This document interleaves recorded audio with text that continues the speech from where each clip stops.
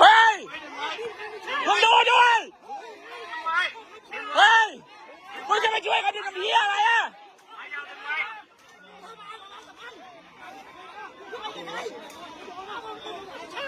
มึงดูคนของมึงด้วย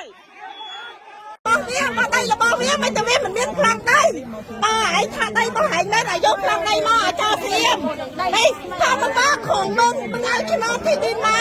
ถ้าเป็นของมึงเอาไปไอ้เหี้ยถ้าเป็นของมึงอะชนะที่ดินมึงเอามามึงไม่ใช่อยากได้ของเขาแบบนาดันตานไอ้โจร500มึงเอาไปฟังนี่สมัยชื่อจับรูปเจียวรถขมายก็โดนมาซ่องขมายแต่เคยใช่เคยเสียมมาเชี่ยนเปลี่ยนดักลูกปลาจิตช่วยในภูมิประชานี่ในอนุกรโยเทียบอเตเติบกันเช่นมันมันติ๊กขึ้นมาเอาแต่มาเรามา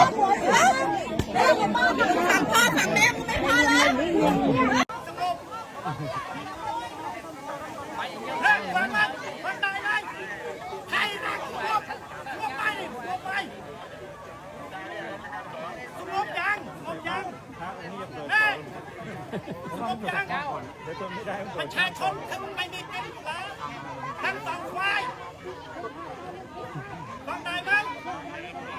ต้องกระทำประชาชนคุณดูสิสบายใจไหมสมพยโวยอะไรล่ะ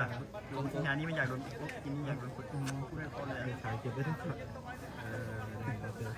เยอะๆนัดตั้งแต่เล็กเนาะบางครั้งนะกระเจี๊ยบเยอะครับบางคนจะใส่กระเจี๊ยบครบเยอะว่ะ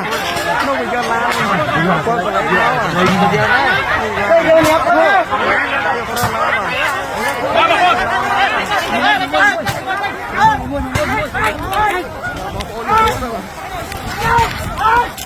โอ้โหเดี๋ยวรู้กันป่ะ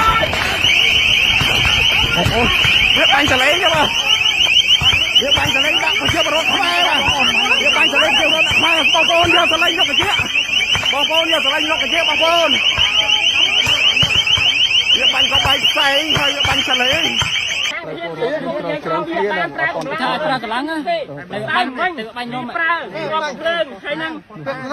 ตังไม่ได้พี่ยังเด็กสายเตยได้นะยังเด็กสายเตยเราไม่ได้เด็กสายป่ะเตยมวยต้องเป็นมันไป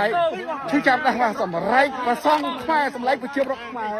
ในวันนี้เราเงี้ยบางชิดหัวมวยเนี่ยมาพรามเชียงนี่หอยเลยแต่ชื่อจับ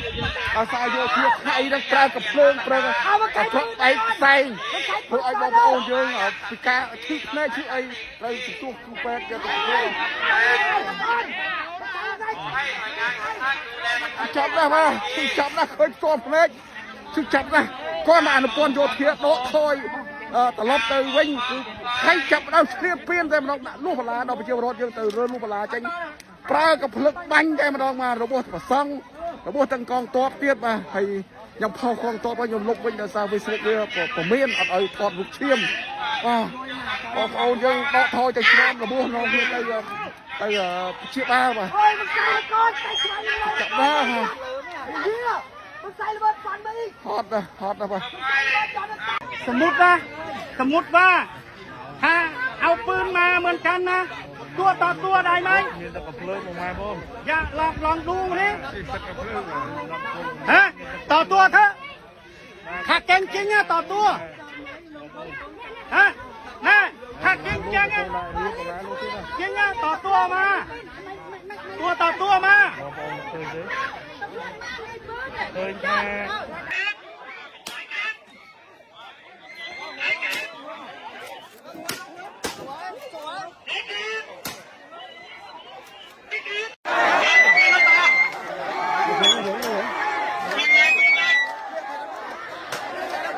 เราจำเป็นต้องใช้การน้ำตานะครับถ้าท่านยังเลิกไว้ล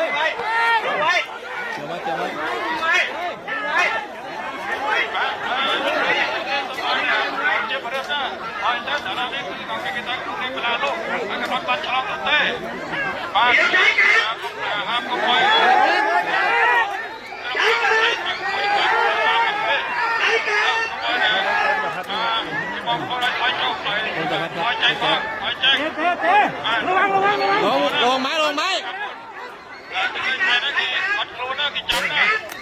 มาขอบใจเขาขอบใจเขาคอยมาเดี๋ยวเราจะเก็บกัน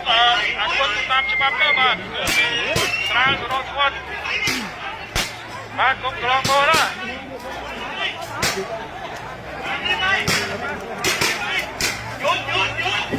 ระบายเจ็บไปแล้วถอยต้นถอยแจ้งเอาหนึ่งคนตามจะมาบ่อย